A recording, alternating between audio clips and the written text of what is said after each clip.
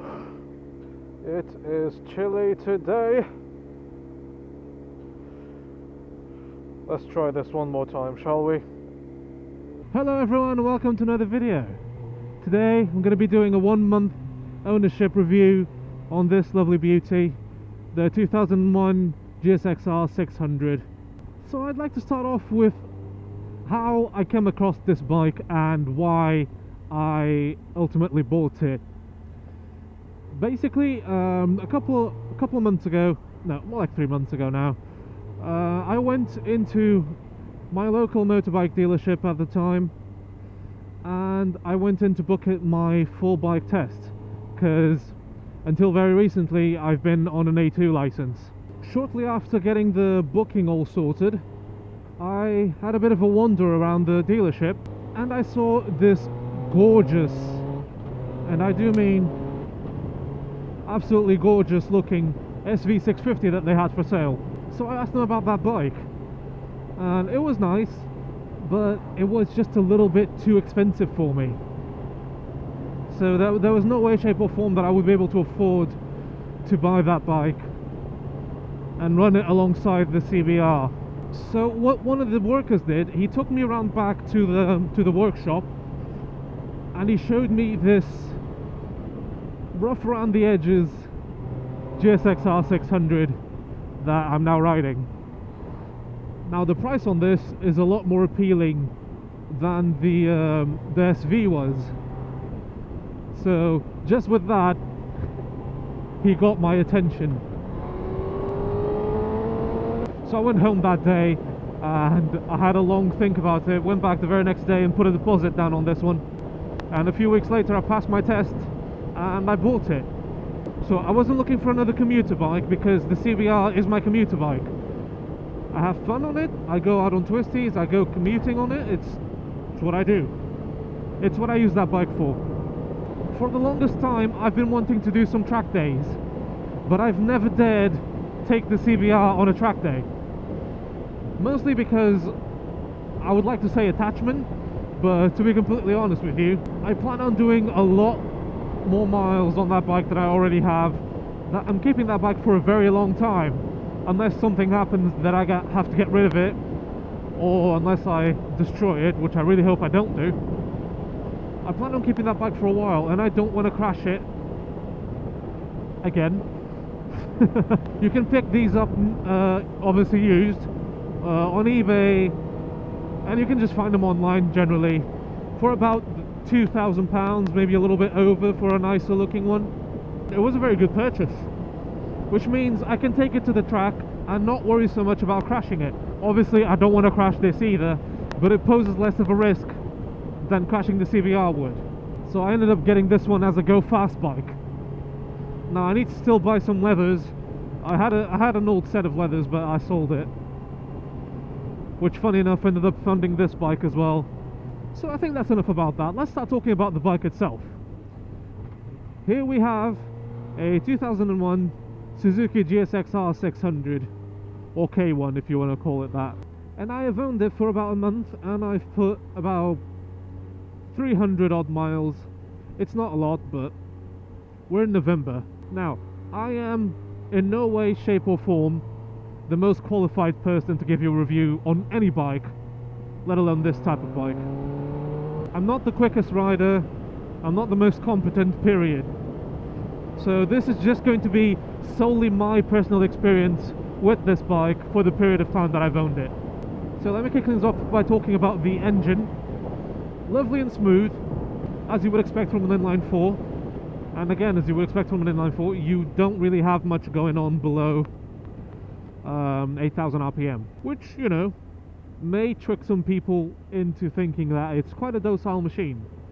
But as you might know, no 600 super sport bike is a docile machine. Once you cross that 8,000 RPM threshold, that's when you get into the danger zone, and that's when people get hurt. But for now, I'm just going to focus on that below 8,000 range. It's very smooth, it's very linear, it's not very snatchy either, the throttle I mean, because the fueling, I can just pick this up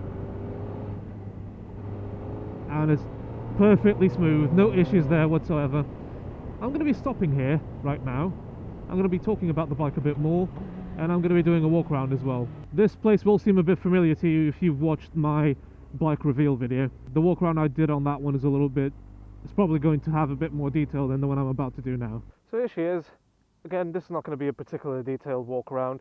If you want to see a more in-depth one, go and check out my video here on the reveal. Extremely happy with this bike so far.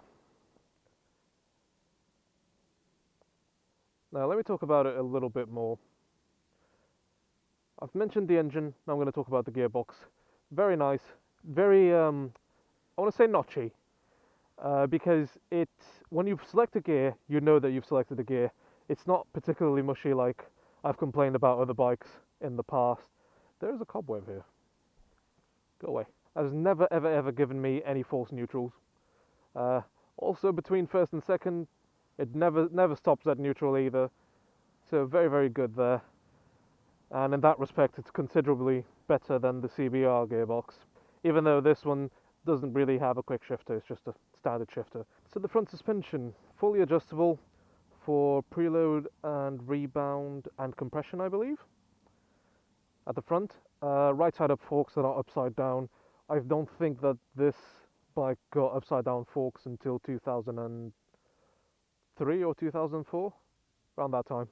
So didn't quite get those, but you can get the 750 forks and they will fit on this, and those are upside down forks if that's what you want to do. As for the rear, again, fully adjustable, monoshock back there.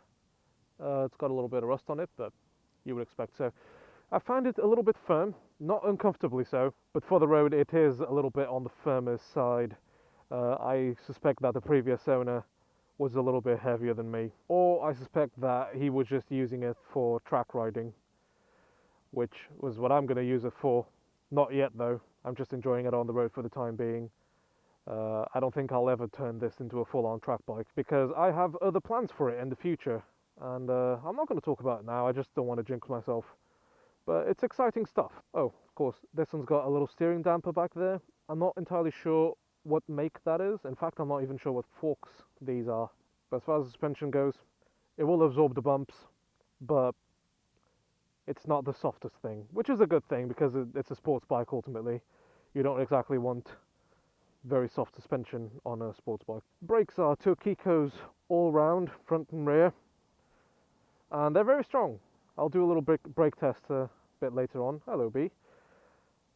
And demonstrate how strong they are. It's non-ABS, which doesn't particularly bother me. It's really only a matter of getting used to riding a bike without ABS again. In fact, I find that the CBR, the ABS is a little bit too intrusive for me anyways, so I've been quite enjoying this so far. These mirrors are nice, no vibrations, I can see them at all times. I don't really like these rubber gaiter things. I might take them off, but I assume they serve a purpose, so then again, I might just leave them on. I'm going to go ahead and put the specs up on the screen right now. Now, the fuel capacity of this bike is this thing, which is, you know, a reasonable size for a sports bike. And if you abuse the throttle too much, you are going to end up with a range of about 90 miles. I say that because on the day that I got it, I filled up the tank and I rode it, and 80 miles later, fuel light was on. So riding normally, I haven't really done any tests, but I estimate that you might be able to get about 130 miles out of a tank. Seat height, 830 millimeters. I have a 31-inch inseam, and I am 5'10". I can flat foot this thing, not much of an issue. I find it more comfortable to actually tiptoe, but if I need to flat foot, I can on both sides. Now I'm going to give you guys a little bit of an exhaust clip, and then I'm going to get back on and we'll continue riding. Funny thing with Suzuki is you have to pull the clutch in whenever you start it, regardless of whether or not you've got it in gear, which I don't. The gear indicator is just indicating that I do, because it doesn't work very well, unfortunately. And the kickstand's down, but it doesn't really matter. Either way, you need to clutch in. So clutch in, starter. This is only an Akrapovic N-can or Akrapovic or Akrapovic or whatever you want to call it. No baffle.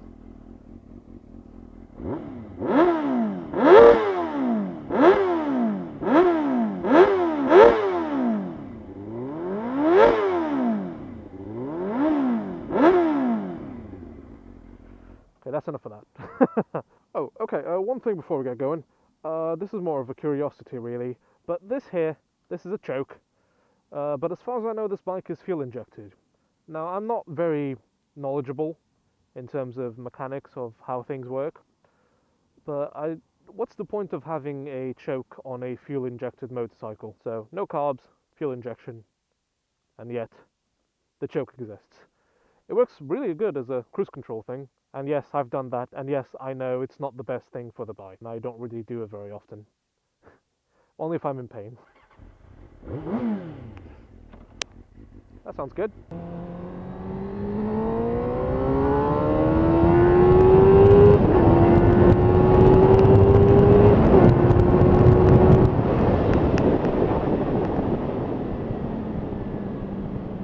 If you guys would like to hear some more exhaust sounds, feel free to check out this video that I uploaded a couple of weeks ago. It's just mostly raw. There's not a whole lot of talking video of me riding this bike around some twisties. So go have a look if you enjoy that sort of thing. I'm just going to do a quick brake test here. Again, no ABS, no nothing, so I'm not going to absolutely pin it, but...